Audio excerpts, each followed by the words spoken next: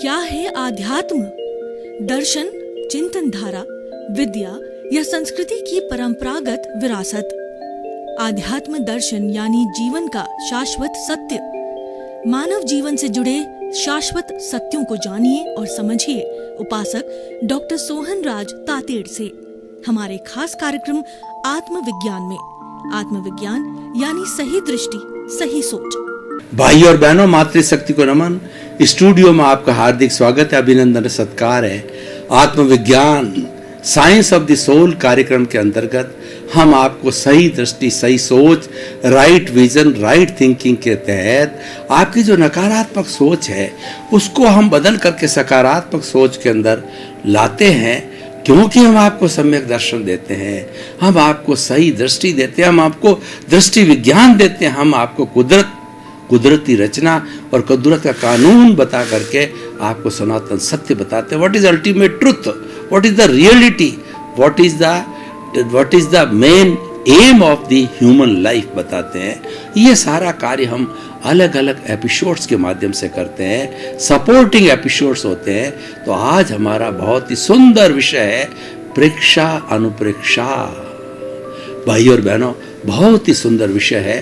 दो शब्द है, प्रेक्षा। प्रेक्षा का अर्थ होता है देखना, और अनुप्रेक्षा का अर्थ होता है एक चीज का बार बार अच्छी चीज का बार बार चिंतन करना, उसको हृदयंगम करना। ये हम इसकी अलग अलग परिभाषा करते हैं। पहले प्रेक्षा का मतलब देखना, चाहे आप खुली आंख से देखो, चाहे आप बंद आंख से देखो, वो देखना कहलाता है। सवाल ये है कि कैसे देखें। हर व्यक्ति देखता है, लेकिन देखने की एक कला होती है। वो सबसे बड़ी कला हम आपको बताना चाहते हैं। वो प्रेक्षा अनुप्रेक्षा के अंदर उसका हार आ जाएगा कि देखिए, आपने आंख खोल करके देखा, कोई भी सुंदरी जो है आपके सामने खड़ी अप्सरा, आप उसको देख रहे हो, तो दो तरह के चिंतन आते हैं। एक तो व्यक्ति का लुब्ध भरा चिंतन होता है, जो कि गलत है, अनैतिकता है, वो भी देख रहा है। और एक मेरे जैसा साधक भी देख रहा है। वह क्या चिंतन करेगा, ये तो नामधारी है, ये देहधारी है, ये रिलेटिव है, ये पैकिंग है। अगर ये चमड़ी का पैकिंग, गोरी गोरी चमड़ी है, इस गोरी चमड़ी को अगर अलग किया जाए, भीतर को देखा जाए, तो भीतर में इतनी बदबू है कि आप एक क्षण भी वहां खड़े नहीं रह सकते। वो रिलेटिव है, उसकी चमड़ी को मत देखो। तो क्या अर्थ हुआ कि एक ने तो राग किया और दूसरे ने जो है उसके रियल अस्तित्व को पहचाना। तो हम कैसे देखें? राग द्वेष रहित होकर देखें, तो हमारा देखना सार्थक है। और दुनिया के अंदर एक ही बुराई है, पूरे विश्व को 84 लाख जीवा योनि में भटकाने वाली एक ही चीज है, वह राग और द्वेष है। राग क्या होता है कि ये माया और लोभ होता है, और द्वेष क्या होता है कि क्रोध और अहंकार होता है। और ये दो शब्दों के अंदर राग द्वेष है, एक शब्द के अंदर कषाय कहलाता है, रंगा हुआ। ये चारों ही क्रोध, मान, माया, लोभ है, रंगे हुए। रंगे हुए का अर्थ है कि ये हमारे को जो है खराब करते हैं, हमको भटकाते हैं। कहाँ भटकाते हैं? 84 लाख जीवा योनि में भटकाते हैं। रंगे हुए जब भटकाते हैं और ये निष्कलंक हो जावे, समता भाव में रहे, तो हमको इतना भव करने की जरूरत नहीं है। क्योंकि कहा जाता है कि भव सुधारो, जो है भाव सुधारो, भाव सुधरेगा, भाव बिगाड़ो, भाव बिगड़ेगा।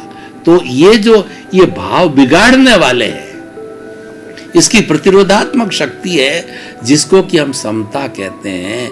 वो समता भाव सुधारने वाली है।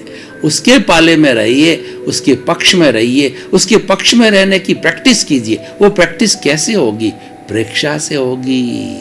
देखना, कैसे देखना? राग द्वेष रहित होकर के देखना। एक आंख में राग है, दूसरी आंख में द्वेष है। उस राग द्वेष रूपी चश्मे को उतार दीजिए।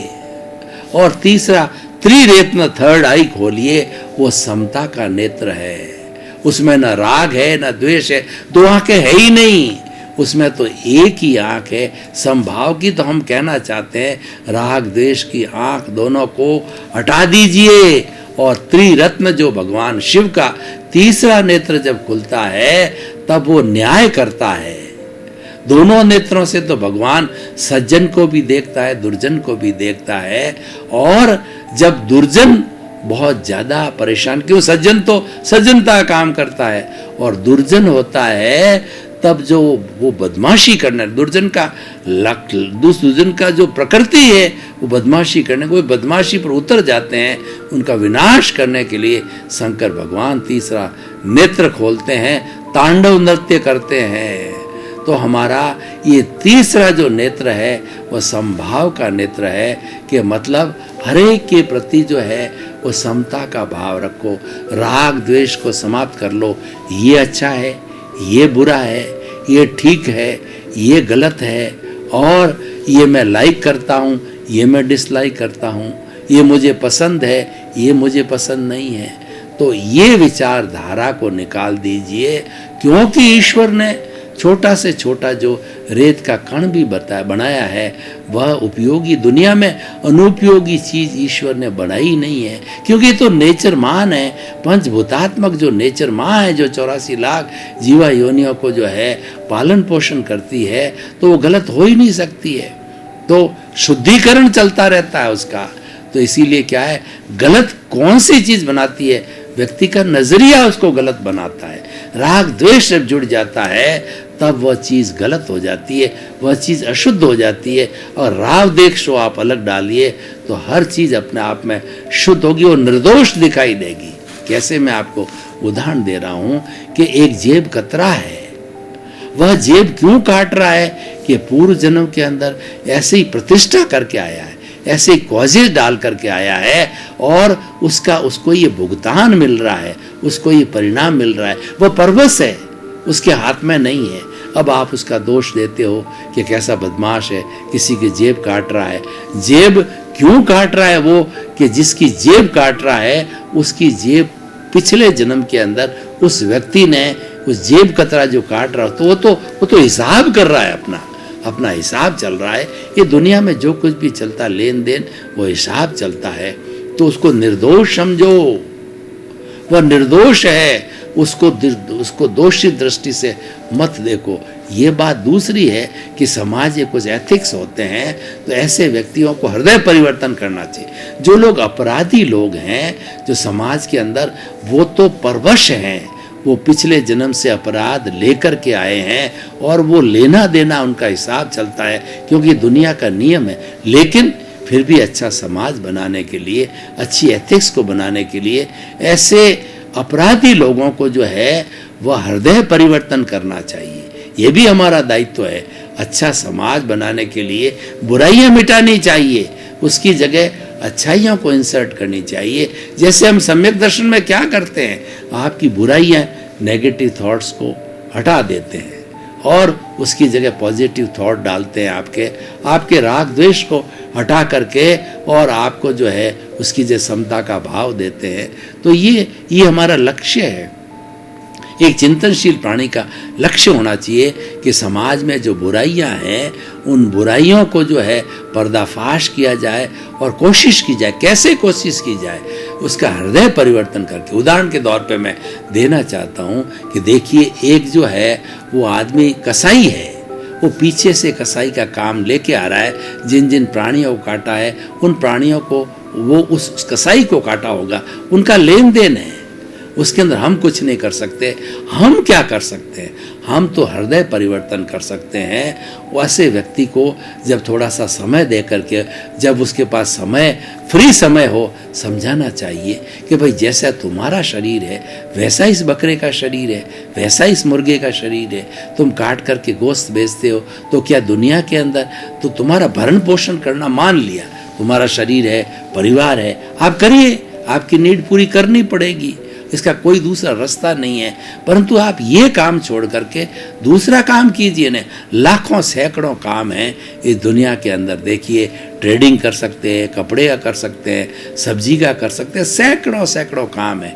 तो आप उस लाइन के अंदर जाइए। ये बेचारों की ये जो बेचारे जो है अनबोले जीव हैं, उनकी मूक प्राणियों की आप हिंसा करके, और कितना कष्ट हो रहा, वो बोल नहीं पाते और अपनी भाषा में बोलते, आप नहीं समझते हो तो समझेगा अच्छा इतना बड़ा पाप लगता है। उसको ये समझाओ कि तुम्हारे भी इस नरक गति होने वाली है, उसमें तुम्हें कितना कष्ट भुगतना पड़ेगा और क्यों कर रहे हो। सवाल ये है, आप परिवार के लिए कर रहे हो, बहुत से रास्ते हैं, लाइन बदल दो, आप दृष्टि बदल दो, सृष्टि बदल जाएगी।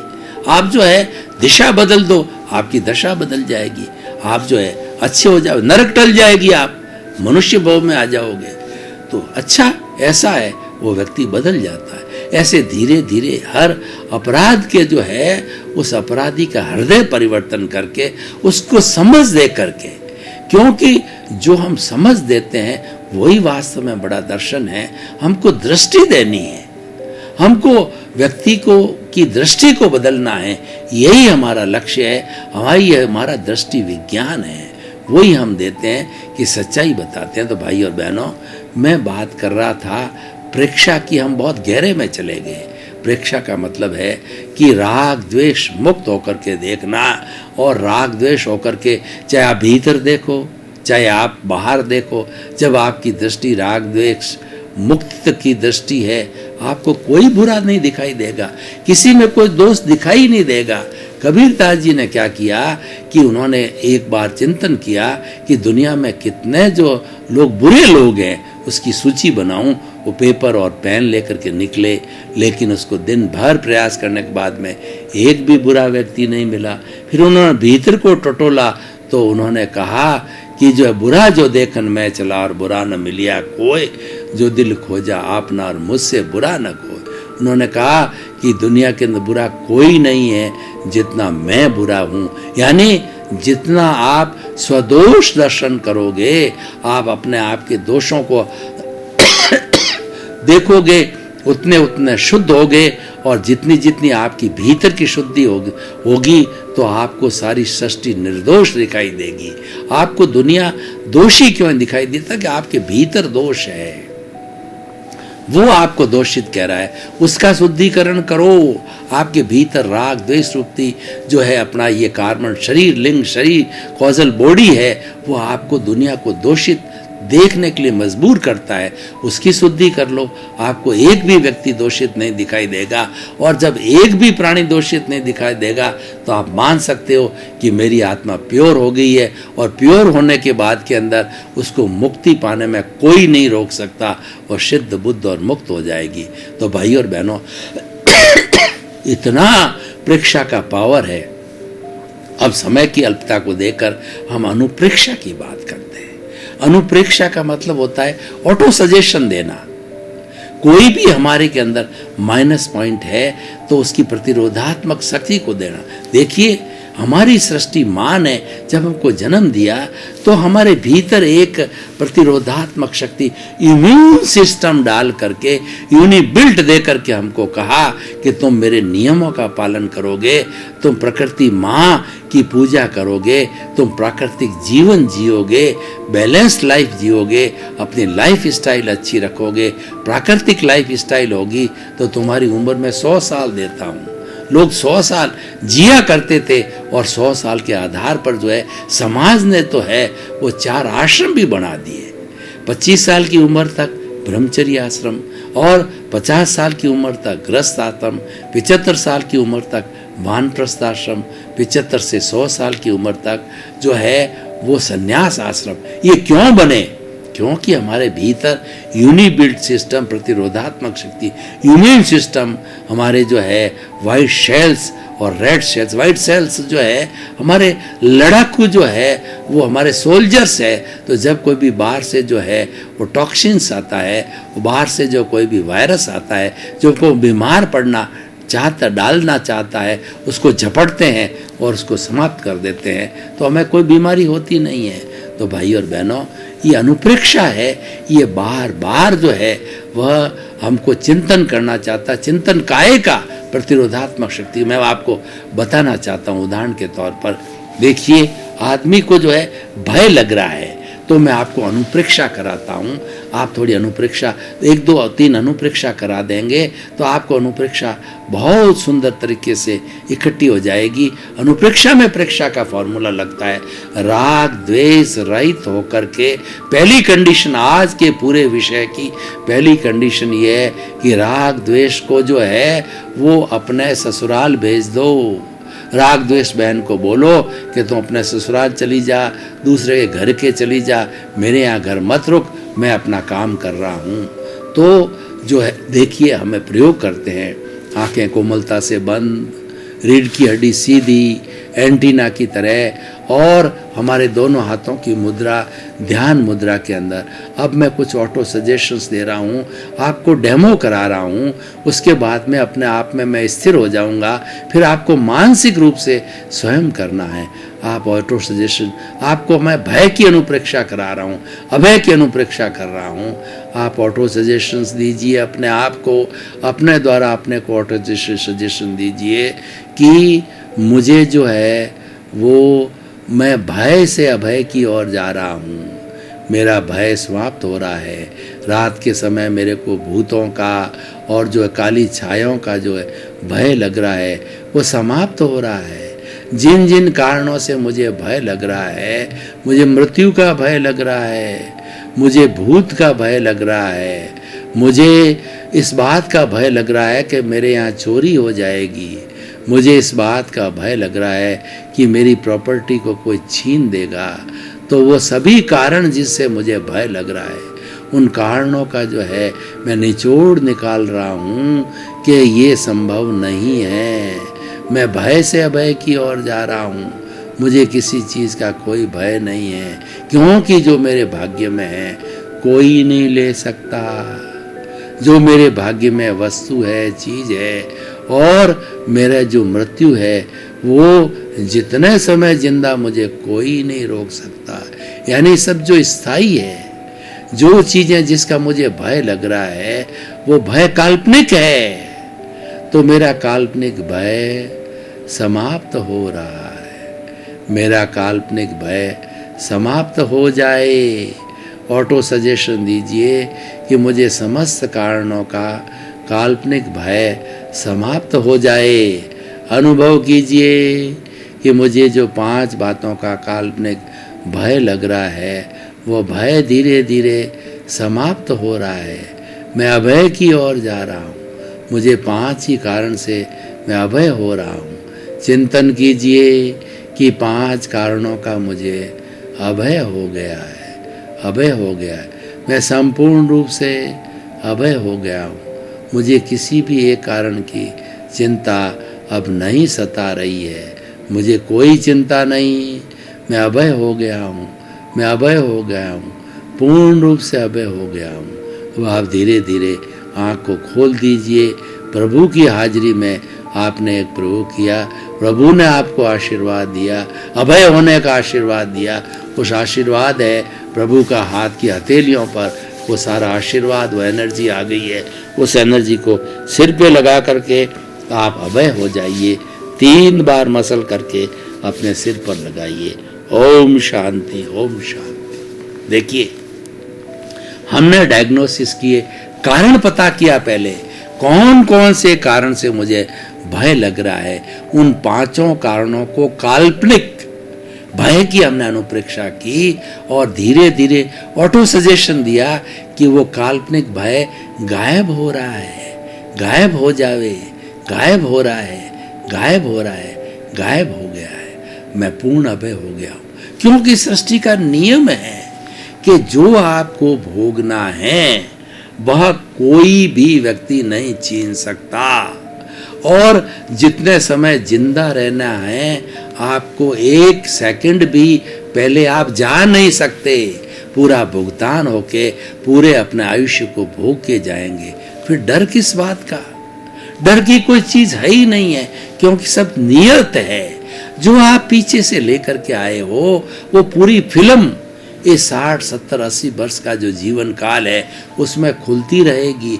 हर चीज नियत है, आपको अतिरिक्त एक सांस लेने की भी आवश्यकता नहीं। ये तो भुगतान चल रहा है, ये तो इस शरीर का जड़ का भुगतान है, ये लेके आ रहा है और ये चलता रहेगा। उसमें क्यों आप फालतू टांग अड़ाते हो? ये अपने तरीके से चलेगा। आप टांग अड़ाओगे तो ही वैसे चलेगा, नहीं अड़ाओगे वैसे चलेगा।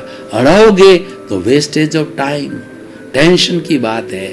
ये तो भुगतान अपने तरीके से होता रहेगा, कोई नहीं रोक सकता। आपको क्या करना है? आप तो पुरुषार्थ करो। पुरुषार्थ कौन सा करना है? आने वाला जीवन अच्छा बने। ये तो पहले आप पेपर दे के आ गए थे, उसका रिजल्ट आपको मिल रहा है, उसकी क्यों चिंता कर रहे हो? आप तो आगे की चिंता करो कि मैं अब क्वेश्चन पेपर को अच्छा हल करूं, कि मेरे परसेंटेज मार्क अगले जन्म में अच्छे रहे। वह पुरुषार्थ है। वह पुरुषार्थ क्या है? वो पुरुषार्थ ये है कि प्रतिष्ठित आत्मा से आप चिंतन कराओ हर वक्त के अंतर कि मैं तो शुद्ध आत्मा हूँ, मैं तो ज्ञाता हूँ, मैं तो दृष्टा हूँ, मैं तो मेरे स्वभाव में रमण कर रहा हूँ। और ये प्रतीति बैठा हो, 24 आवर्स प्रतीति बैठा हो, ये शरीर मेरा नहीं है, ये शरीर अलग है, मैं अलग हूँ। और ये शरीर तो भुगतान के लिए मिला है, ये तो मेरा पड़ोसी है। और मेरा तो शुद्ध स्वभाव जो है, शुद्ध आत्मा का स्वभाव है, और वह जो है अरूपी हूँ मैं। तो मुझे इस कर्मों के कारण जब तक मेरा ये लिंग शरीर इसके अंदर है, कॉजल बॉडी है, मेरी हाजिरी में परबस हूँ। मुझे हाजिरी देनी पड़ेगी, मात्र हाजिरी देनी है। इसके साथ जुड़ने का प्रश्न नहीं है, क्योंकि ये तो जड़ है और मैं तो चेतन हूँ। ये जड़ कभी भी चेतन नहीं हो सकता, चेतन कभी जड़ नहीं हो सकता। हम दोनों साथ साथ में रहते हैं, लेकिन दोनों अलग है। टंकोत किरण है, इसका काम अलग है, मेरा काम प्रेजेंस है। मेरा काम स्वभाव में रमण करना, केवल प्रेजेंस करना। मेरी प्रेजेंस है तो ये है, मेरी प्रेजेंस नहीं है तो इसको कहेगा राम नाम सत्य है, जल्दी ले जाओ, जल्दी ले जाओ, इस पुतले को जल्दी ले जाओ। और ये इस पर कीड़े पड़ रहे हैं, इसका सारा खून पानी बन गया, कौन रोकेगा? अगर मैं मौजूद हूँ तो रोकेगा। मैं बाबा मंगलदास, मैं जो है बाबा मंगलदास। मैं मतलब मैं शुद्ध आत्मा। बाबा का मतलब ये कार्मण शरीर, लिंग शरीर, और ये मंगलदास है। ये मंगलदास क्यों है? कि ये बाबा है और ये तीनों उससे प्रकट हो गए। ये तीनों, मैं तो शुद्ध आत्मा था, लेकिन ये बाबा आ गया तो ये मंगलदास बन गया। तो मंगलदास और बाबा का अपना काम है, इसको करने दो। मैं क्यों डिस्टर्ब हूँ? मैं तो आराम से अपने जो है, ये हमारा जो पिनियल ग्रंथि है उसके अंदर आराम से बैठ के विश्राम करूँ, यानी अपने स्वभाव में रहूँ कि मेरा तो शरीर ही नहीं है। मैं तो ज्ञाता हूँ, मैं तो दृष्टा हूँ, मैं अनंत ज्ञान वाला हूँ, मैं अनंत दर्शन वाला, मैं अनंत शक्ति वाला, अनंत सुख का धाम हूँ। ये अपना काम कर रहा है, मैं तो स्वभाव में रमण करता हूँ, कभी भी विभाव में नहीं जाता। ये विभाव है, ये विभाव है, क्योंकि इसने किया, ये भुगतेगा। दुनिया प्रकृति का नियम है कि कारण के ये सब अनुप्रेक्षाएं करनी है। ये जितनी सब बातें बताई है, ये सब तरह की अनुप्रेक्षा को कंट्रोल करती है। कोई भी अनुप्रेक्षा लीजिए, उसमें ये सब बातें लागू होगी, क्योंकि आपका तो अस्तित्व ही नहीं है। आपको चिंता करने की जरूरत कहाँ है? आपका अस्तित्व शरीर नहीं है। इस शरीर को आप मानते हो जब सारी तकलीफ हैं और सब आपको चिंताएं और भय लगते हैं और सब तरह की अनुभूसा करती होती है। आत्मविश्वास की अनुप्रेक्षा है और कोई भी तरह की है, भय की अनुप्रेक्षा है।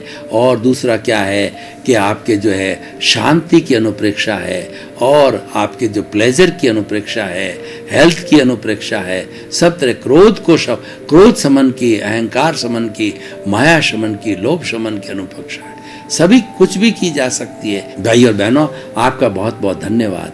आत्मविज्ञान कार्यक्रम में हम जो है आपस के अंदर तारतम्य और तादात्म्य में जुड़ जाते हैं। आपको भी पता नहीं कि आधा घंटा कब निकल गया, मुझे भी पता नहीं, क्योंकि आपको जो है ये बात जो बताई जा रही वो सनातन सत्य है। वो हर युग में थी और हर युग में रहेगी, ये बदलती नहीं है। सनातन सत्य कभी नहीं बदलता, क्योंकि सनातन सत्य कुदरती रचना और कुदरत के कानून पर आधारित है। कुदरत हमेशा थी, हमेशा है और हमेशा रहेगी। हम बदलते रहेंगे, हमारा नए नए शरीर धारण करेंगे।